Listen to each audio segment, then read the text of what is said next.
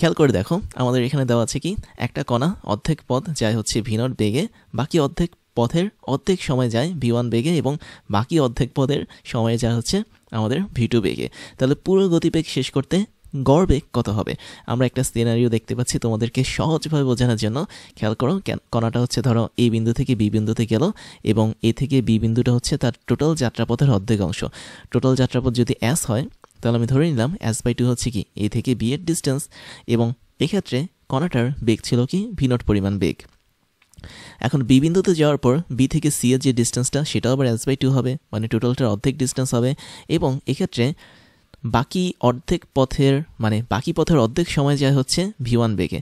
অর্ধেক সময় মানে হচ্ছে কি আমি বলতে পারি বাকি যে পথটা আছে সেই পথের অর্ধেক সময় বলতে আমি বুঝবো অবশ্যই আমাদের বাকি পথটা যেতে যে সময়টা লাগছে সেই সময় অর্ধেক ভাগটা।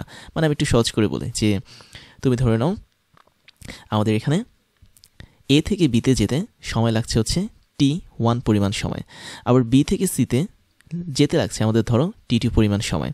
এবং আমি যদি প্রশ্নের দিকে একটু তাকাই, খেয়াল করো বাকি পথের অর্ধেক সময় যায় v1 বেগে এবং বাকি অর্ধেক সময় যায় v2 বেগে। এর মানে কি? এর মানে হচ্ছে বাকি পথটা কতটুকু? বি থেকে সি পর্যন্ত, তাই না? তো বি বিন্দুতে এসে আমাদের বস্তুটা থাকলো, থাকার পর বি থেকে একটা নির্দিষ্ট দূরত্বে এসে গেল, ধরো এতটুকু দূরত্ব আমি একটু মার্ক করে দিই।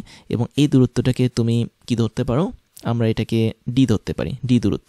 তাহলে এই যে এখানে বি থেকে ডি দূরত্বে আমাদের বস্তুটা গেল, এতটুকু যেতে আমাদের সময় লেগেছে কত?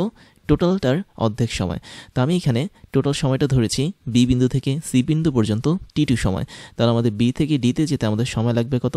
t2 ভাগ হচ্ছে 2 পরিমাণ সময়। তারপরে ডি বিন্দু থেকে যদি সি বিন্দুতে আবার চলে যাই তাহলে সেই ক্ষেত্রে আমাদের সময় লাগবে আরও অর্ধেক সময়, দ্যাট মিনস t2/2। তাহলে দুইটা t2/2কে যদি তুমি যোগ করো তাহলে তুমি কিন্তু t2 পাচ্ছ। তাই আমাদের t2/2 হচ্ছে বি থেকে ডি এর সময় এবং একই পরিমাণ সময় আমরা ডি থেকে সিতে যাব। বাট এখানে মজার বিষয় হচ্ছে কি বি থেকে ডিতে যখন আমরা গিয়েছি তখন আমাদের বেগটা দেওয়া ছিল কি v1, আবার ডি থেকে যখন সিতে গিয়েছি আমরা তখন আমাদের বেগটা দেওয়া ছিল হচ্ছে v2। এবং যেহেতু এই দুটো বেগের মান ডিফারেন্ট, তাই আমরা কখনোই বলতে পারবো না বি থেকে ডি এর দূরত্ব এবং ডি থেকে সি এর দূরত্বটা সেম হবে। তার মানে বি থেকে ডি এর দূরত্বটা আমরা ধরেছি s1 এবং ডি থেকে সি এর দূরত্বটা ধরেছি আমরা s2। এবং আমরা একই সাথে এদের দুজনের জন্য বা দুটো দূরত্বের জন্য অবশ্যই বেগের মানটা আলাদা দেওয়া ছিল প্রশ্নে, সেটাই আমরা দেখছি v1 এবং v2। তাই যদি হয়ে থাকে তাহলে আমরা এখানে যেটা বের করবো সেটা হচ্ছে পুরো গতিপথ শেষ করতে গড় বেগ কত হবে। তাহলে গড় বেগের যেই সূত্রটা ছিল সেটা হচ্ছে কি গড় বেগ মানে হচ্ছে আমাদের total distance divided by total time ছিল। গড় বেগ বলতে আমরা কি বুঝি? অ্যাভারেজ ভেলোসিটি বুঝি। তার মানে ভি অফ অ্যাভারেজ যদি আমি বের করতে চাই তাহলে এর মান হচ্ছে কি total distance divided by total time. তাই যদি হয় এখানে আমাদের টোটাল ডিস্টেন্সটা আগে দেখতে হবে কত। আমরা কিন্তু টোটাল ডিস্টেন্সটাকে কি ধরেছিলাম? অ্যাস ধরেছিলাম, তাই না? আমরা এখানে ধরতে পারি যে ধরি টোটাল ডিস্টেন্সটা হচ্ছে আমাদের কত? অ্যাস। তাহলে আমরা টোটাল ডিস্টেন্স অলরেডি পেয়ে গেছি অ্যাস, উপরে বসাবো। টোটাল টাইম মানে হচ্ছে কি এ থেকে বিতে যেতে টাইম লাগে t1, বি থেকে সিতে যেতে আমাদের টাইম লাগে হচ্ছে কি t2। তাই যদি হয়ে থাকে অ্যাসটা উপরে থাকবে। t1 মানে কি? t1 মানে আমরা এ থেকে বিতে গিয়েছি, তাহলে এ থেকে বি এর যে দূরত্বটা s/2, এটাকে আমি যদি এ থেকে বিতে যাওয়া অবস্থায় ওই বস্তুর বেগ দ্যাট মিনস v0 দ্বারা ভাগ করি তাহলে আমরা টোটাল টাইম t1টা পাবো। তার মানে এটা খুব সহজ একটা সূত্র যে s = vt। এই সূত্রটা আমরা অ্যাপ্লাই করেছি, যেখানে এ থেকে বিতে যাওয়ার বেগটা হচ্ছে v0, এ থেকে বিতে যাওয়ার টাইমটা হচ্ছে t1 এবং এ থেকে বিতে যাওয়ার যে দূরত্ব সেটা হচ্ছে s/2। তাহলে তুমি এখান থেকে টিটা বের করেছো কিভাবে? সিম্পলি s কে v দ্বারা ভাগ করে। তার মানে s/2 ডিভাইডেড বাই v0, এটা হচ্ছে কি আমাদের t1 এর মান। তারপর আমরা যদি t2 এর মানটা বের করতে চাই আমরা আলাদাভাবে বের করব।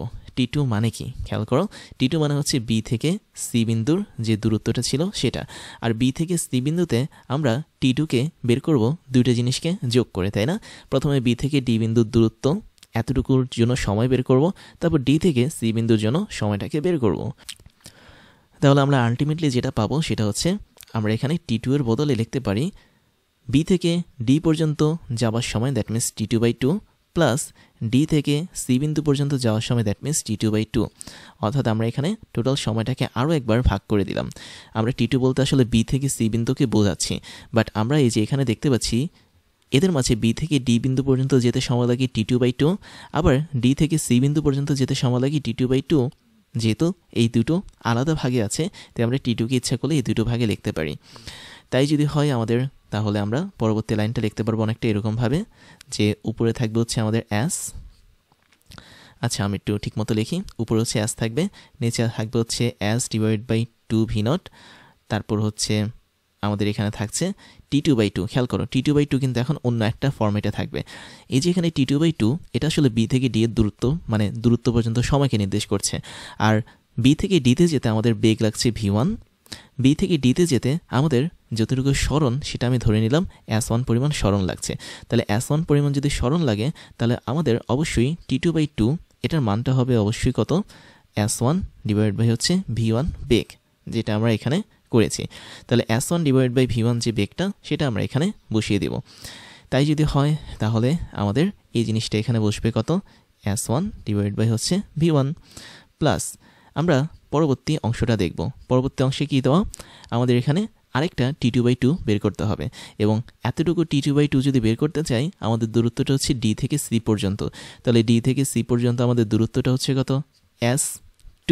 খেয়াল করে এই যে উপরে দেওয়া আছে S2, এবং এই দূরত্বটাকে আমি যদি এই বেগটা দিয়ে দ্যাট মিনস V2 বেগ দিয়ে যদি ভাগ করি, তবেই আমরা ডি থেকে সি এর যে সময়টা আছে সেটা বের করতে পারবো, দ্যাট মিনস T2/2।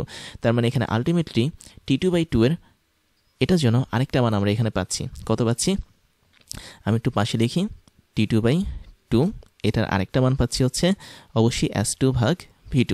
তার মানে এখানে আমাদের বসবে কত, S2 ভাগ হচ্ছে V2।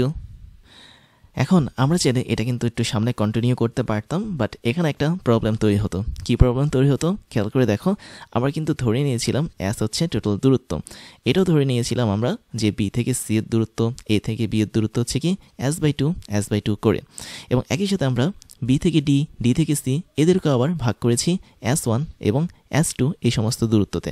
এখন প্রশ্নে কিন্তু আমাদের S অথবা S1 অথবা S2 কোনো কিছু দেওয়া নেই। তার মানে তুমি যদি এই ইকুয়েশন নিয়ে সামনে আগাও তখন তোমার একটা ঝামেলা হতে পারবে।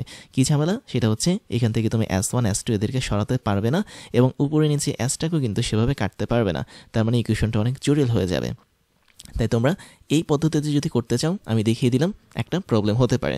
তাই আমরা যেটা করতে পারি সেটা হচ্ছে আমরা আরেকটা কনসেপ্ট ইউজ করতে পারি। তুমি যদি কোনোভাবে T2 এর মানটা বের করতে পারো S এর মাধ্যমে, তাহলে কিন্তু সেটা অনেক ইফেক্টিভ হবে।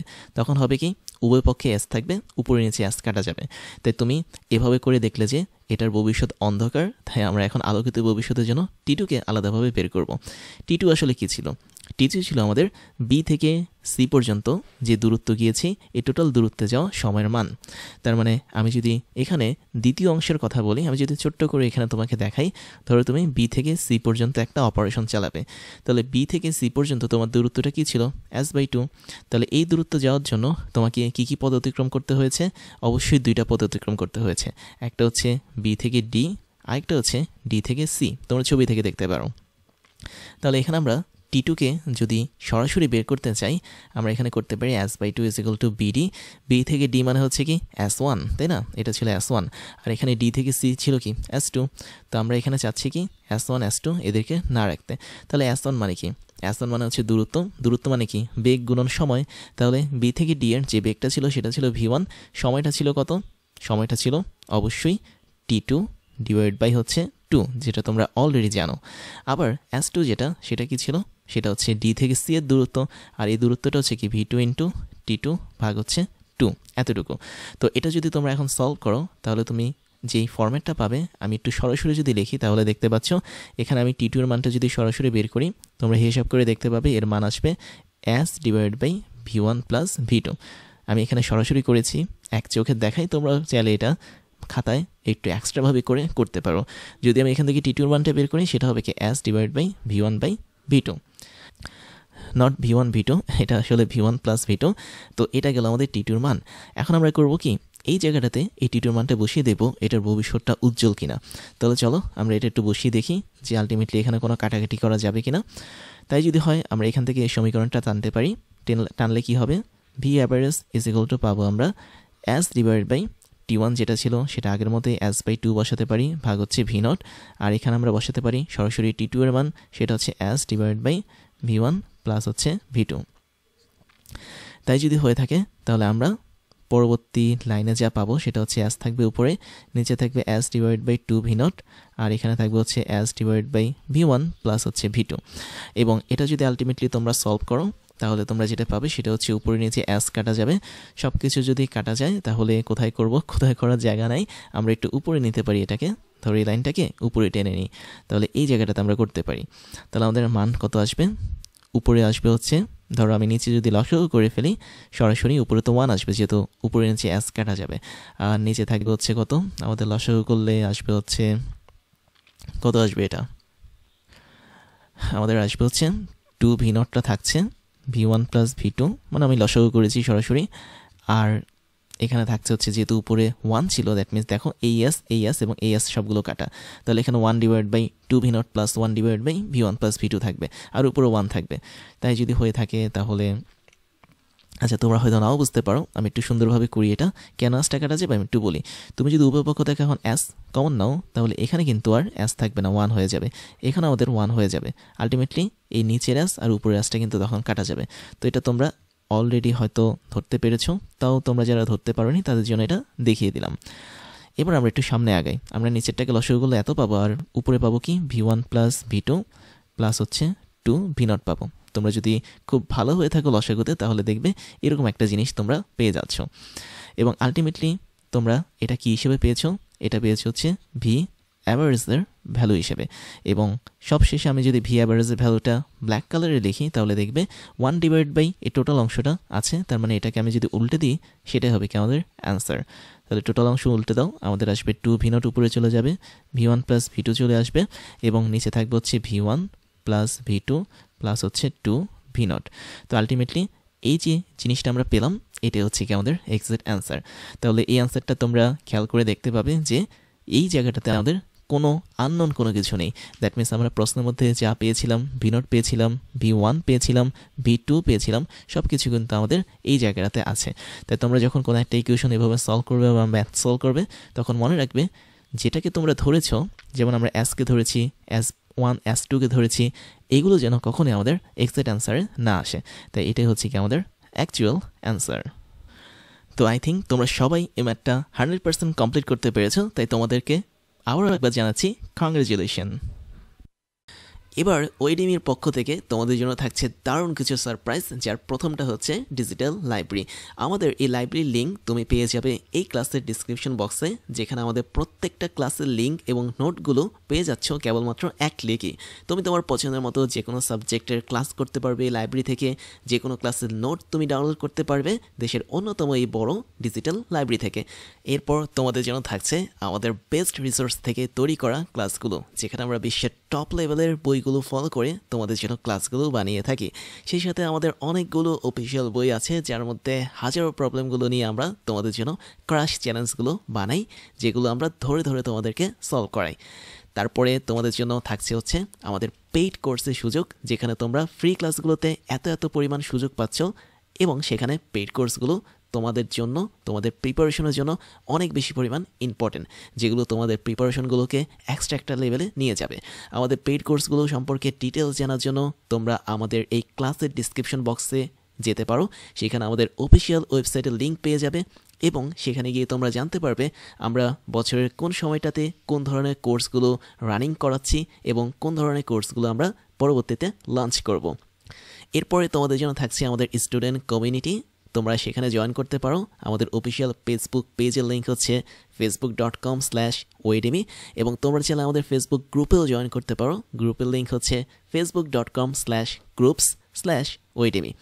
তারপর তোমাদের জন্য থাকছে আমাদের ক্লাস এবং কোর্স নিয়ে সমস্ত আপডেট খবর জানার প্রসেস। তার জন্য তোমাকে জয়েন করতে হবে আমাদের টেলিগ্রাম চ্যানেলে, এবং আমাদের টেলিগ্রাম চ্যানেলের লিঙ্ক হচ্ছে t.me/oedemy। এখানে জয়েন করলে তোমরা আমাদের প্রতিদিনের ক্লাসের খবরগুলো পেয়ে যাবে, কোন দিন কোন কোর্সটা আমরা লঞ্চ করছি, কোন কোর্সটা বর্তমানে রানিং আছে, কোন কোর্সটাতে তুমি ভর্তি হতে পারবে, সমস্ত ধরনের খবর তোমরা জেনে যাবে আমাদের এই টেলিগ্রাম চ্যানেল থেকে। তাহলে এখনই জয়েন করে ফেলো t.me/oedemy এখানে গিয়ে। এবার আমি তোমাদেরকে আমার পরিচয়টা জানাচ্ছি। আমি হচ্ছি ইমতিয়াজ, ওয়েডেমি সহ ক্রাশ ইঞ্জিনিয়ারিং এবং টকডেমির ফাউন্ডার হিসেবে কাজ করছি, যেখানে ওয়েডেমিতে আমি স্কুল এবং কলেজ লেভেলের স্টুডেন্টদেরকে পড়াই, ক্রাশ ইঞ্জিনিয়ারিংয়ে আমি ইঞ্জিনিয়ারিং লেভেলের স্টুডেন্টদেরকে পড়িয়ে থাকি এবং টকডেমিতে মেডিকেল সায়েন্সের স্টুডেন্টদেরকে পড়িয়ে থাকি।